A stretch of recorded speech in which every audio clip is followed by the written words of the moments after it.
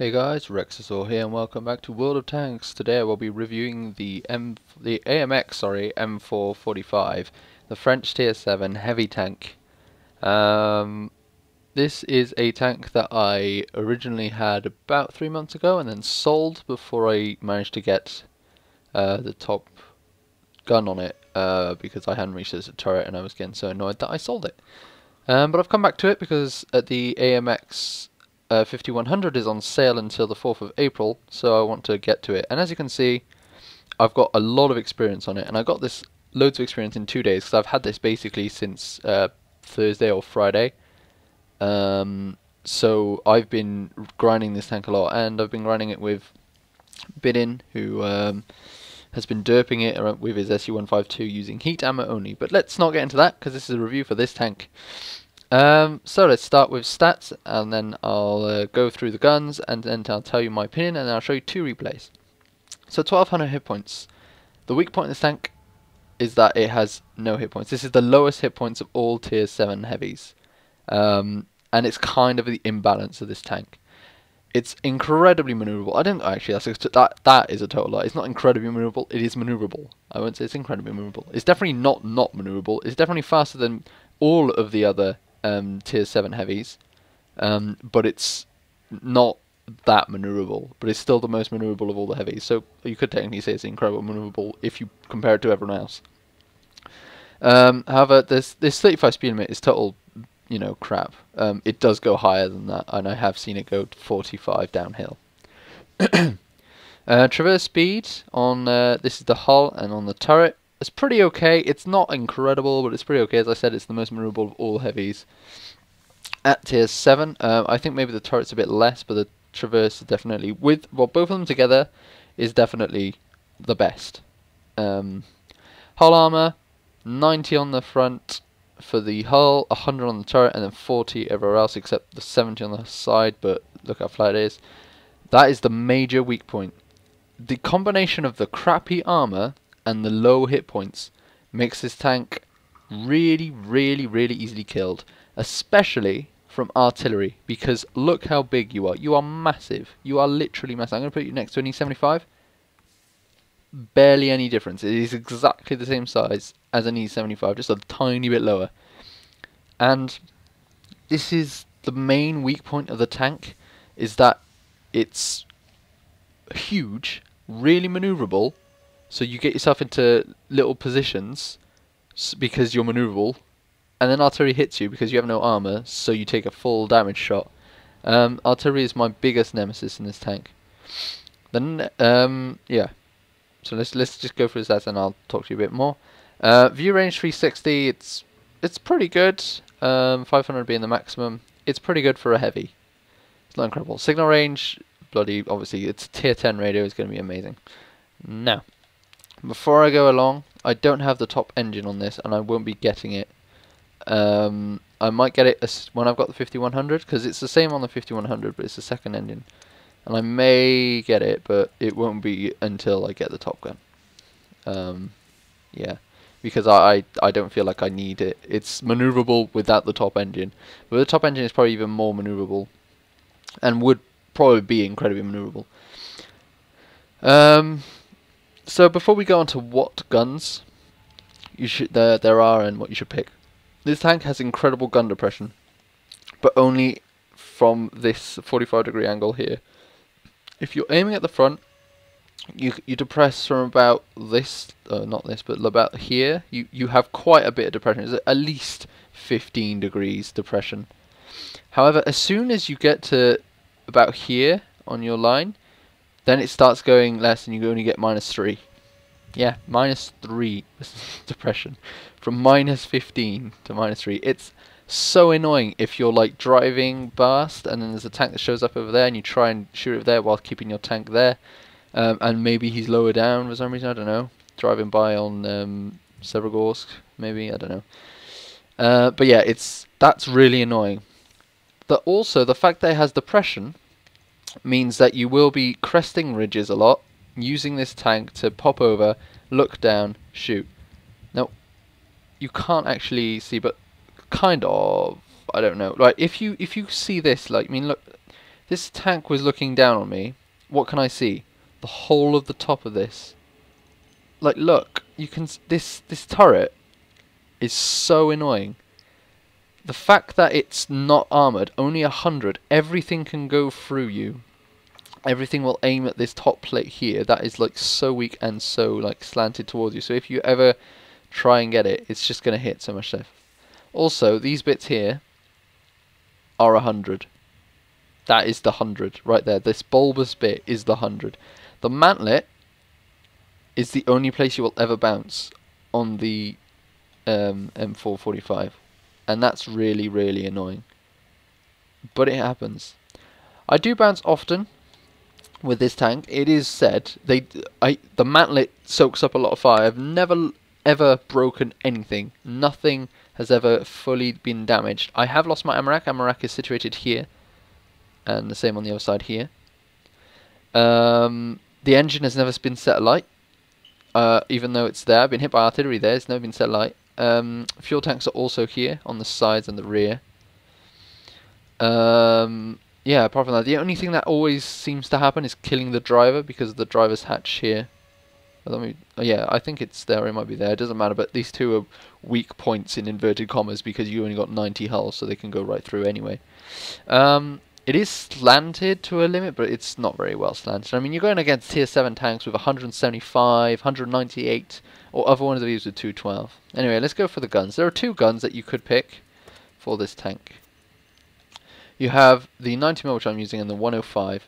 Now, the 105 you'll have unlocked first, because if you look at the research tree, all these guns follow on from the ARL. They are exactly the same guns, except to get the 90mm you need the top turret, which is where I gave up because I just couldn't do the grind for the top turret. I was annoyed because this gun is pretty bad. I mean, yeah, it's just not good. So let's go through them and why the 105 is bad. Basically, the 105 at tier 6 is okay because 165 pen, that's like only 10 less than the KV-1S, and the KV-1S is OP because of that. Now this tank has a lot more pen. Well, not a lot more pen, but like 10 less pen, a lot more pen than most tier 6 heavies, and 300 damage, which is just amazing. And it is really, really good on the ARL. But on this tank, when you're up against T29s with 320, no. With 190, just no.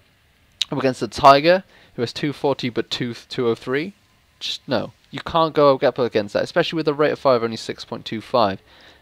That's about 9-second reload.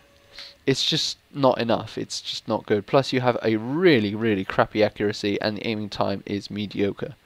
So, in my opinion, you should use this gun only until you've got the 90mm. And you could use the other 90mm. I'm actually going to pop open the other... Oh, Jesus. Pop open the other 90mm. The F3. I'll just compare these two. This has more pen by 5, which isn't a lot, but look at the rate of fire. It's so much better. Much more accurate. A hell of a lot more aiming time. Even this gun is better than this gun. So, you know, I would use this 90mm instead of that. I think that's what I did, but I just got so annoyed about the grind that I just didn't. I just sold it. I 3xP'd my way through the turret to get this gun, because this gun truly is amazing on the AMX M4. 212 pen, which is huge. It's the most of all tier 7 heavies. 240 damage, which is average. It's the same as the it's exactly the same as the 90mm on the T29. It's the same as the Tiger 2 and Tiger P's top gun, and it's more than the Black Prince. It's a very, very good damage amount. And I have had a lot of high rolls, and the low rolls aren't exactly low. They're okay. I do 220, so what? You know, at least the average isn't 230 like the Carnarvon. That's kind of why I'm looking at it here, and it's pretty good. Rate of fire is almost 7, which is a mine is at 8.25 second reload with 100% crew, no consumables. Aiming time is still pretty mediocre, but the accuracy has improved drastically from the 105. So this gun really is the best gun to use, and it is incredibly effective at taking down enemies. I've penned many things. I've penned IS-6s from the front. 212 pen is enough to get you through most other tanks, and pretty, like, not simply, but it will get you through it really well. Plus your 8.25 second reload is really nice. This tank, in my opinion, is like a less aggressive Carnarvon. I haven't done a review on Carnarvon yet. That is coming.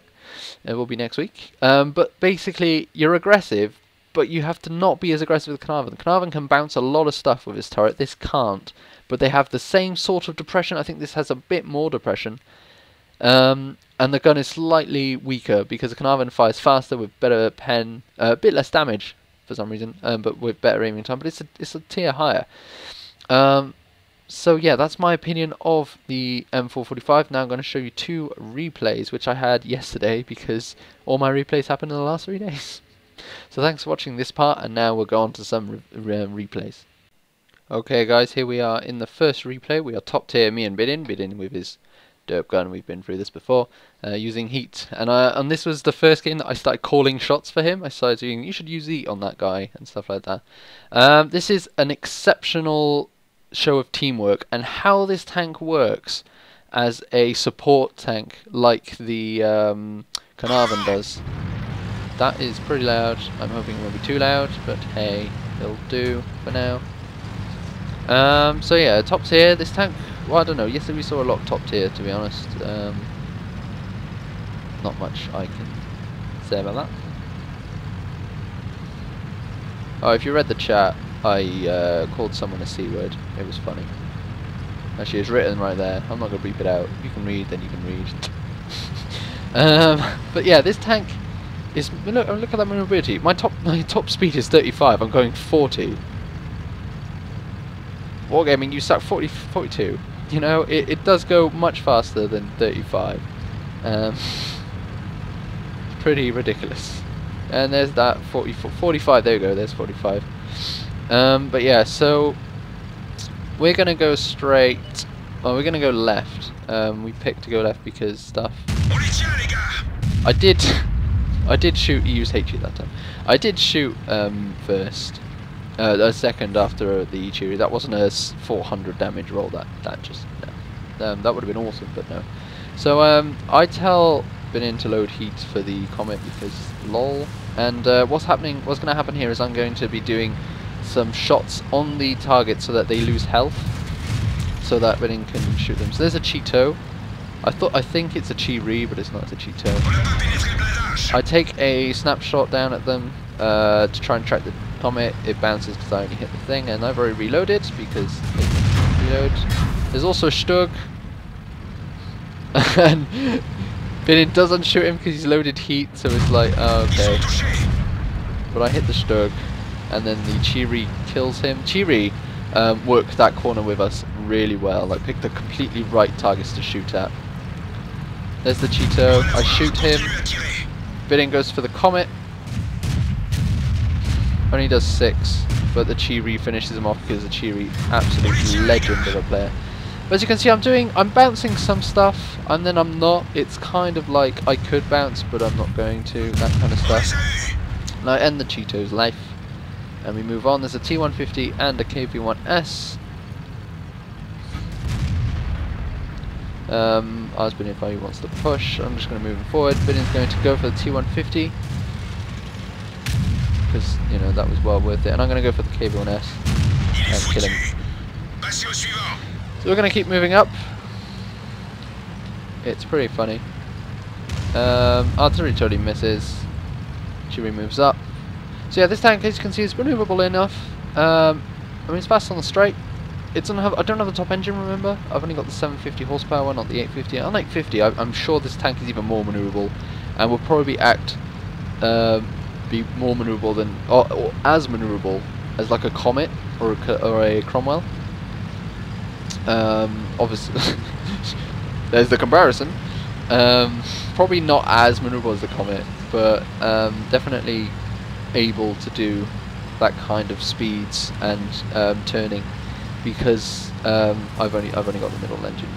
But this tank is pretty maneuverable. I mean, here we go on. Like, the weakness points are obviously uphills, as they always are, because, you know, all tanks hate uphill when they're heavies. I'm gonna go for this Tiger P, side shot, high roll. Get a lot of high rolls with this thing. And Binin kills the Tiger P. Right, there's a Panzer, there's a flak bus basically, and also an 88. So I tell Bedin to go up, kill the Sturra Mill or the 88, while I go for the flak bus so he doesn't get a side shot in him. But there's a T-25-2 who's just randomly killed a random person, you know, from out of nowhere. So I'm like, well, watch out, that T-25-2 could be coming and could really ruin your life. There's a jumbo going up, there's a 25-2, hits me. I shoot the flak bus, then the T-25-2s just keep going off for me, and I'm like, oh crap, I'm actually on one shot range now. So I'm going to hide myself up. Bedin kills the Sturra Mill. T-25-2 is seen there. He's on really low health, so I just put a shot right through his turret.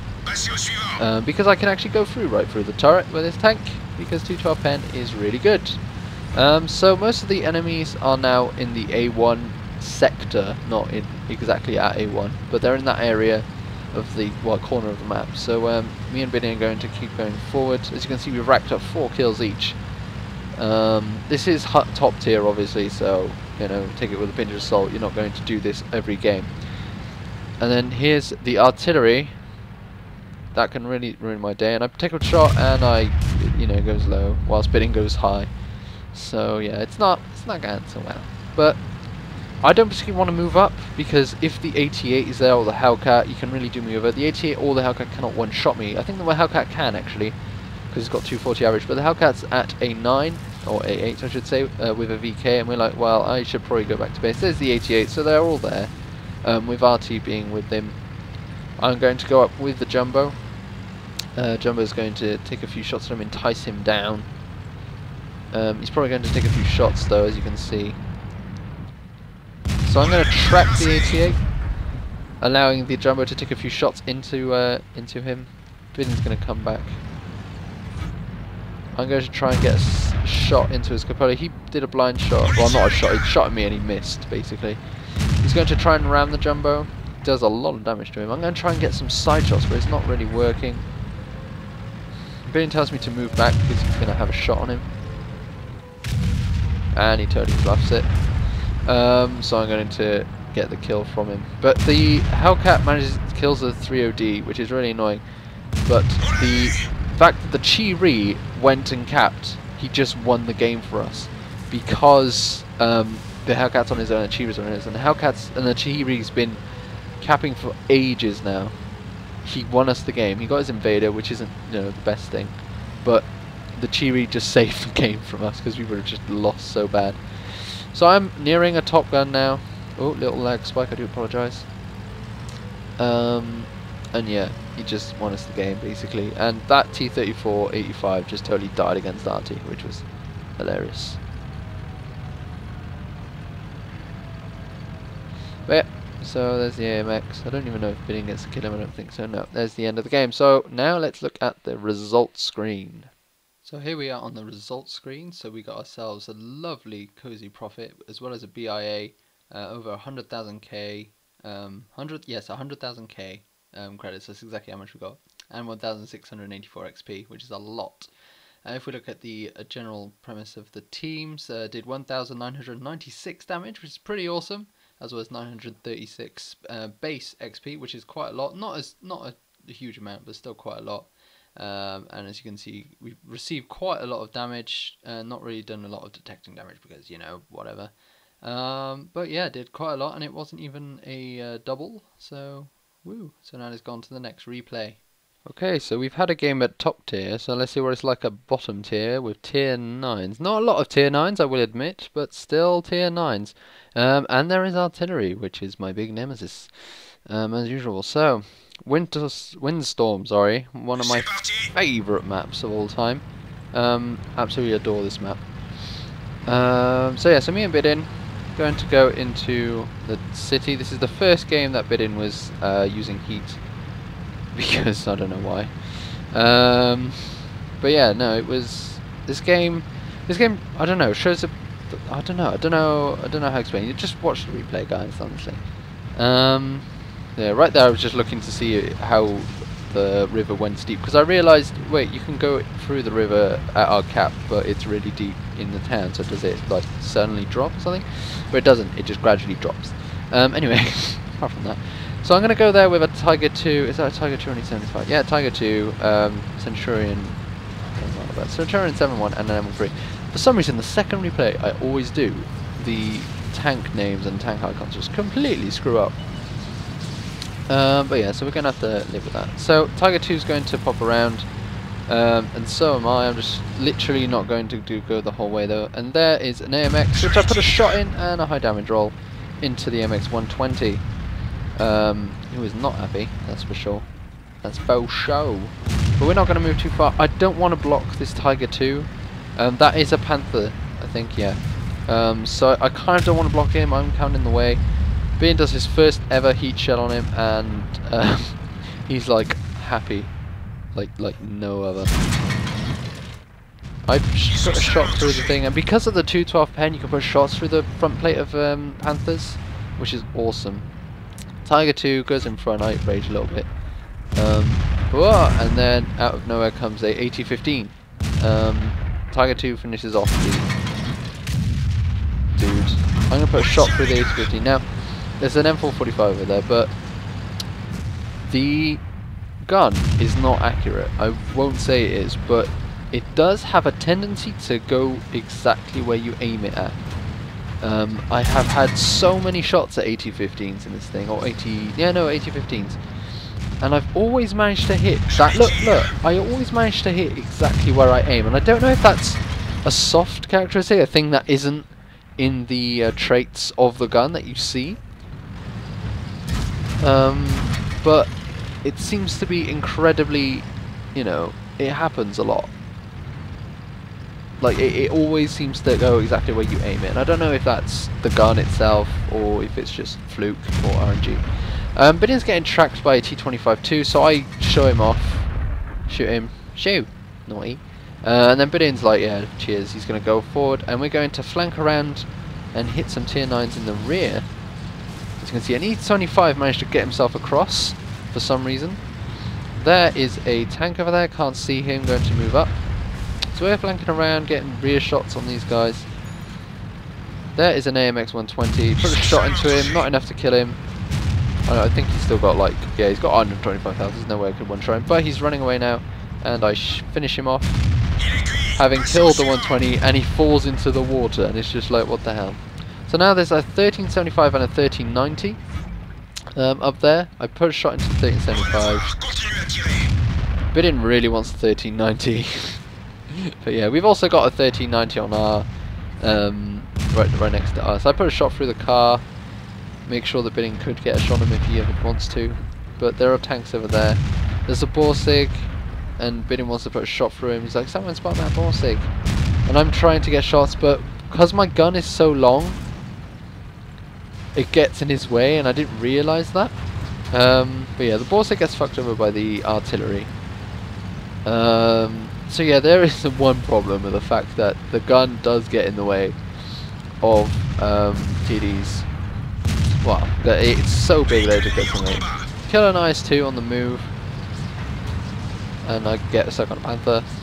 I'm going to keep moving forward. I get hit by artillery, 191 health damage done to me. Health damage? Just damage. I can't remember where I took damage from before. I think I might have taken a shot from the Panther or the AT-15.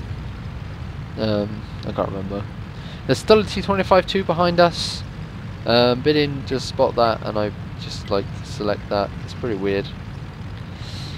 But I'm just going to drive fourth. There's a Tiger 2 there, as well as artillery, which we go straight for because he's not surviving. I put a shot into him, and it hits him. Because the accuracy in this gun, for some reason, always tends to hit the thing. There's a Tiger 2, which Bidin tracks because heats. I track him again though, so he can't repair it because he just repaired his tracks. So I'm going to get a lot of track damage. Put a shot into him, and another, yeah, put another shot into him. There we go. I'm going to go forwards. 3 kills on this tank, tier 9 game. You know, this tank is good. You can't, after seeing the replay, it is very, very good. So this is Bidin's like favourite moment of the game because he AMX him. So he's like, I like this tank. It's just like, okay. So, I'll see a result screen now. Well, you'll see it as well, actually. So we are on the results screen. First class mastery badge, 2000 XP, which is nice. Better than the last game, that's for sure. Not as much credits though, less than 50k. But we did hit a lot of tier 9s, so that's probably why we got more experience. And if we look at the damage, we did quite a lot of damage, 2481. That's a lot of damage. And the base XP is much, much higher, which goes to show, you know, the higher tier you hit, the bigger it is. And yeah, so that is the results for that game. So thanks for watching, guys. I hope you enjoyed this video of the AMX M4 45, the tank that is pretty average but not really that good. I hope you enjoyed this video. Please like, comment and subscribe if you haven't already. And I shall see you next time. Fare thee well.